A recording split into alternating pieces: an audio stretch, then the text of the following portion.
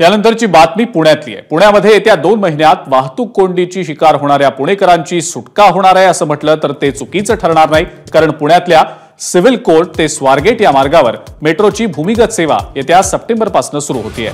सध्या पुणे मेट्रो वनाज ते रामवाडी आणि पिंपरी चिंचवड ते शिवाजीनगर कोर्ट या 2 मार्गांवर धावतीये।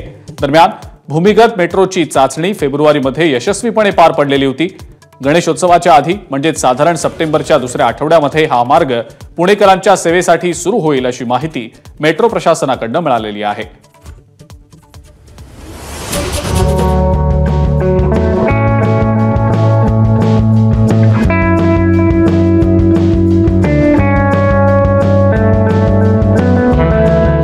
पुणेकरांसाठी खास आनंदाची बातमी, कारण गेले काही वर्ष पुणेकर पुण्यातल्या वाहतूक कोंडीला संतापलेले आहेत, चिडलेले आहेत आणि याच वाहतूक कोंडीतून त्यांची आता सुटका होणार आहे, काहीसा दिलासा त्यांना मिळणार आहे।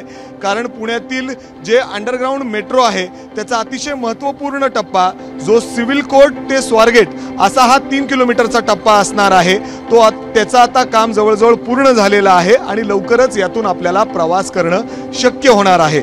खरं तर या मेट्रो ट्रेनचा सर्वात महत्त्वाचा टप्पा म्हणजे ही ट्रेन मुठा नदीच्या पात्राच्या खालून जाणार आहे, असा हा वैशिष्ट्य असणार आहे।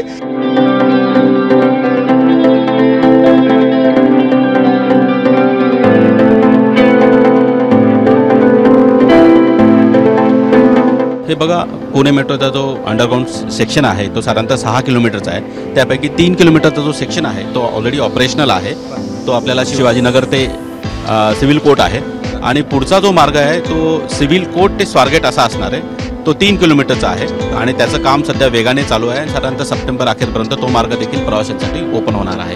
मेट्रो ट्रेन आली आहे, तुम्ही आतून आम्हाला दाखवा हा टनल कसा असणार आहे, कुठल्या दिशेने म्हणजे स्वारगेटला जाता येणार आहे, कसा हा प्रवास असेल। हे बघा, हे अंतिम स्थानक आहे, मेट्रो इथे थांबलेली आहे आणि हा जो टनेल समोर दिसतोय त्याच टनेलद्वारे आपण जे आहे स्वारगेटला जाणार आहे आणि हा टनेल जो आहे हा मुठा नदी खालून जाणार आहे आणि साधारणतः जमिनीखाली 109 फूट आहे। पहिलं जे स्थानक असणार आहे ते बुधवार पेठ किंवा फडके आहोत आपण म्हणतो, दुसरं मंडई असणार आहे आणि तिसरं स्वारगेट असणार आहे। त्याच्यामुळे नक्कीच तिथे जाणाऱ्या लाखो लोकांना त्याचा फायदा होणार आहे। हा जो मार्ग आहे ना, आम्हाला ते सप्टेंबर अखेरपर्यंत जे आमची कामं वगैरे सर्व पूर्ण होऊन तो आम्ही खुला करू शकतो असं सध्याचं नियोजन आहे आणि तो साधारणतः 3 किलोमीटरचा मार्ग आहे। तर म्हणजे सिव्हिल कोर्ट ते स्वारगेट इथे साधारणतः 10 ते 15 रुपयाच्या आसपास त्याचं तिकीट असायची शक्यता आहे।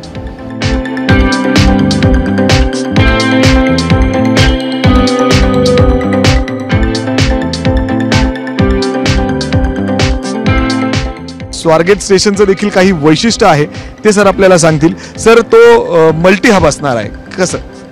तिथे स्वारगेटमध्ये तुम्ही बघाल की तिथे एसटीचं फार मोठा डेपो आहे, बस तिथे खूप मोठ्या प्रमाणावर बस येत असतात संपूर्ण महाराष्ट्रातनं आणि तिथे त्याचं बस स्टँड आणि मेट्रो हे आपण जे आहे तिथे अंडरग्राउंड सबवेने कनेक्ट केलेलं आहे। त्याच्यामुळे लोकांना तिथे जी गर्दी असते, रोड क्रॉस करायला जो त्रास होतो तो होणार नाही आहे। तसेच तिथे PMPMLचा पण बस डेपो आहे, तर तो देखील आपण असा कनेक्ट केलेला आहे। त्या व्यतिरिक्त तिथे गणेश कला क्रीडा मंडळ आहे, तिथे सारखे प्रोग्राम होत असतात, तर तो देखील जो आहे आपण सबवेने कनेक्ट करणार आहे। त्याच्यामुळे तिथे प्रवाशांसाठी खूप मोठ्या प्रमाणावर सुविधा उपलब्ध करून आपण देतो आहोत।